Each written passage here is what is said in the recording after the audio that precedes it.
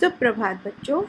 आज मैं आपको हिंदी भाग 2 से पाठ 6 मैं हूँ गंगा इस पाठ को पढ़ाऊंगी और इसमें गंगा के विषय में बताया गया है कि गंगा कहाँ से निकलती है और कहाँ जाकर मिलती है और किन किन शहरों से होकर वो गुजरती है। तो आप इस पाठ को ध्यान से सुनिएगा, समझिएगा। तो आज मैं आपको गंगा के विषय में बताऊंगी।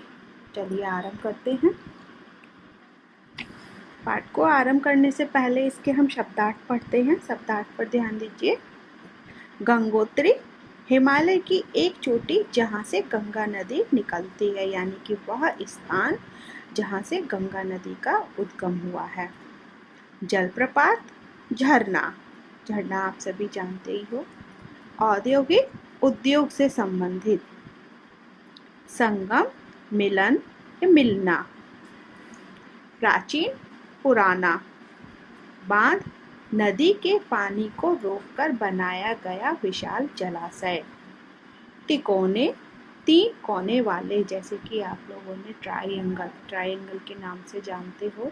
त्रिभुज मैथ में पढ़ा जाता है, उस तरीके से तिकोना 3 कोने वाले। बंदरगाह समुद्री जहाजों के रुकने का स्थान।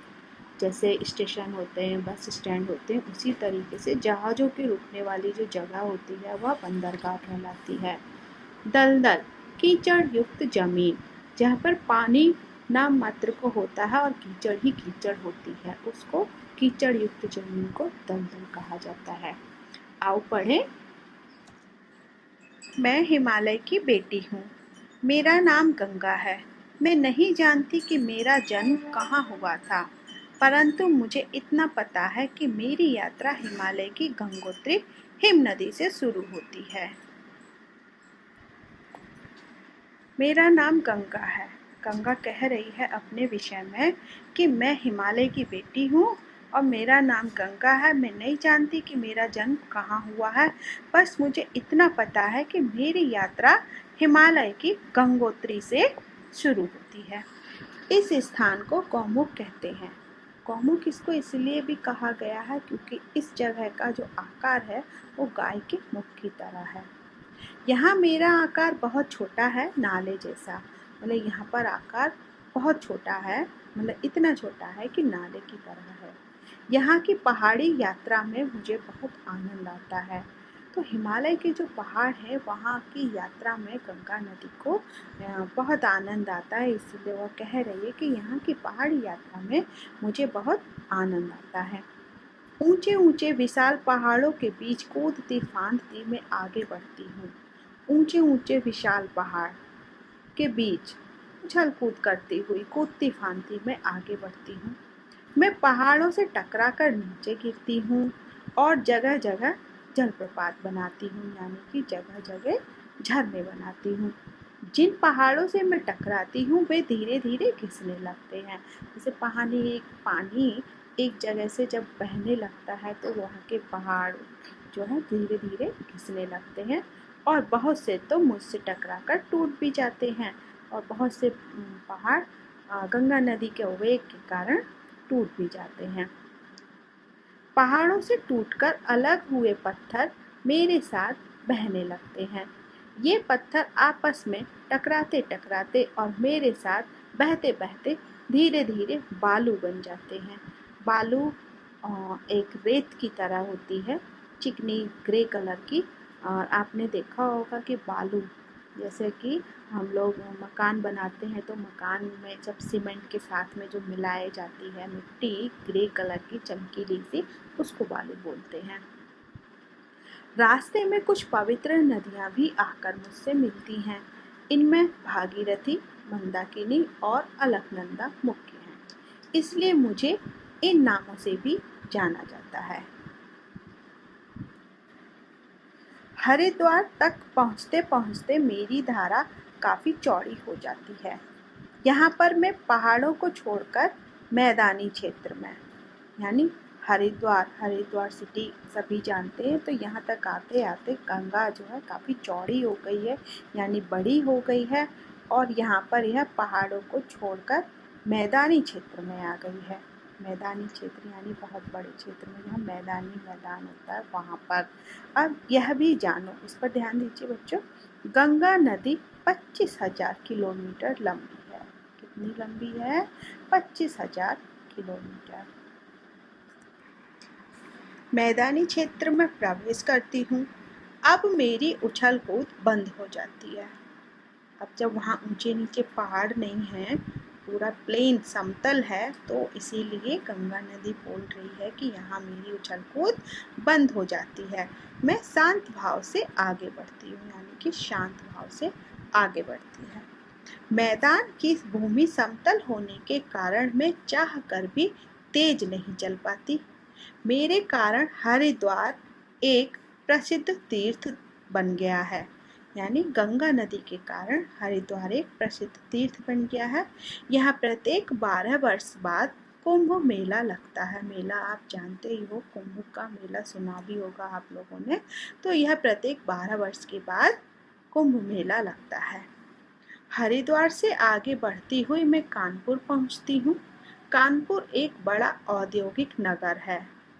औद्योगिक, जहाँ पर इंडस्ट्रीज काफ़ी हैं, काम ज़्यादा होता है, नए नए तरीके के उद्योग होते हैं, नए नए तरीके के उत्पादन होते हैं। इसके बाद मैं इलाहाबाद पहुँचती हूँ। इसका प्राचीन नाम प्रयाग है। इलाहाबाद प्राचीन नाम प्रयाग है और आज हम बोलते हैं उसको प्रयागराज। इसे तीर्थराज भी कहा जाता है, तो बच्चों ध्यान रखिएगा, इसे प्राचीन नाम प्रयाग और इसे तीर्थराज भी कहा जाता है। किसको? इलाहाबाद को। यहाँ पर मेरी बहन यमुना आकर मुझसे मिलती है। हम दोनों बहनों के मिलन के यह स्थल संगम के नाम से प्रसिद्ध है, यानी कि यमुना गंगा दोनों मिलती हैं, तो इन दोनों के मिलन से यहाँ का स्थान संगम के नाम से प्रसिद्ध है, यानी इसको संगम भी बोलते हैं। यहाँ भी हर 12 वर्ष के बाद कुंभ मेला लगता है।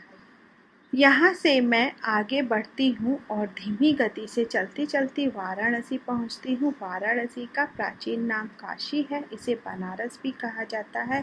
यहाँ मेरे तट पर बहुत सुंदर घाट बने हैं। यह नगर भी एक प्रसिद्ध तीर्थ स्थल है। तो यह नगर भी एक प्रसिद्ध तीर्थ स्थल है क्योंकि यह गंगा नदी के किनारे पर है और यह काशी नाम से प्रसिद्ध है। इसे बनारस भी कहते हैं। किसको? वाराणसी को। वाराणसी से जब मैं आगे बढ़ती हूँ तो उत्तर की ओर से गोमती और घाघरा नदियाँ मुझ में आकर मिलती हैं। नवाबों का शहर लखनऊ गोमती के किनारे ही बसा हुआ है। लखनऊ उत्तर प्रदेश की राजधानी है। ये तो आप सभी लोग जानते हो कि लखनऊ उत्तर प्रदेश की राजधानी है। घाघरा का दूसरा नाम सरयू, जिसके किनारे अयोध्या बसी हुई है। यह वह नदी है जिसके किनारे भगवान राम की जन्मभूमि अयोध्या है।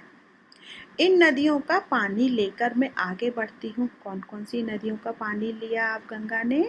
देखिए, गोमती घाघरा ना, गोमती घाघरा का पानी लिया और उधर यमुना का पानी लिया। यमुना का पानी इलाहाबाद में आकर मिलता है और इनका पानी वाराणसी से आगे मिलता है। तो इन नदियों का पानी लेकर मैं आगे बढ़ती हूँ और बिहार राज्य में प्रवेश करती हूँ। पटना के पास उत्तर से गंडक नदी, दक्षिण से सोन नदी आकर मुझ में मिलती है। पटना के पास गंडक नदी और दक्षिण से सोन नदी आकर गंगा में मिल जाती है। कुछ और आगे बढ़ने पर कोसी नदी भी मुझ में आकर मिल जाती है। तो यहाँ पर आकर कौन सी नदी मिल गई? गंडक नदी, सोन नदी और कोसी नदी। आगे बढ़ते हैं। इस क्षेत्र में मेरा पानी गहरा है। यह गहरा इसलिए हो गया क्योंकि सभी नदियों का पानी आकर यहाँ पर मिल गया है। पानी भी ज़्यादा है और गहराई भी ज़्यादा है। वर्षा के दिनों में मुझ में बाढ़ आ जाती है। वर्षा के दिनों में मुझ में बाढ़ आ जाती है और मेरा पानी दूर दूर तक फैल जाता है। वर्षा के दिनों में जब नदी में पानी बहुत ज़्यादा हो जाता है तो वैसे भी वह फान पर आ जाती है और पानी को ज़्यादा जगह चाहिए होती है, इसीलिए वह फैल जाती है। यहाँ के लोगों ने अपने गाँव और खेतों को बचाने के लिए मेरे किनारों पर बांध बना रखे हैं। बांध जैसे कि मैंने अभी आपको बताया, वह जहाँ पर पानी को रोककर बड़ा जलाशय बना दिया जाता है। फिर भी कभी कभी बाढ़ आने पर मैं उनको तोड़कर गांव और खेतों में घुस जाती हूँ। बिहार राज्य के पूर्वी सीमा पर राजमहल की पहाड़ियां हैं।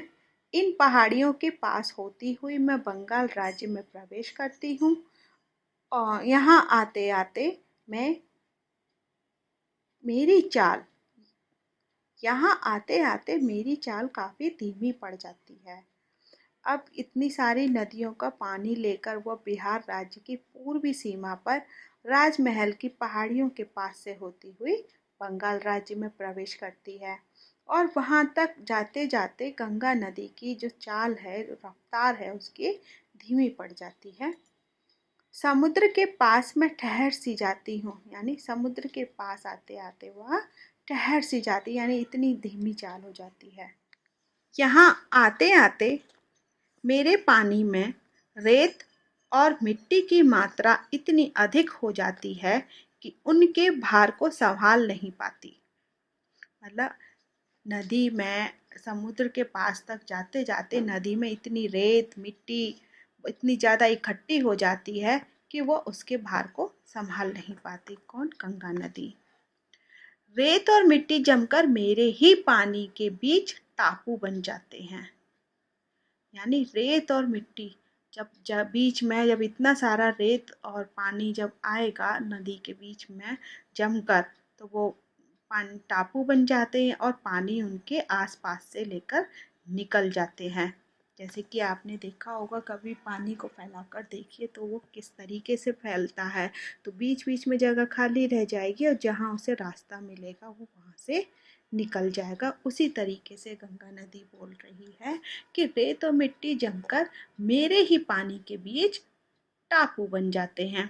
ये टापू तिकोने होते हैं। इनके कारण मेरा पानी कई धाराओं में बंट जाता है। जब जगह जगह रेत और मिट्टी जम जाएगी तो पानी जो है कई धाराओं में बंट जाता है।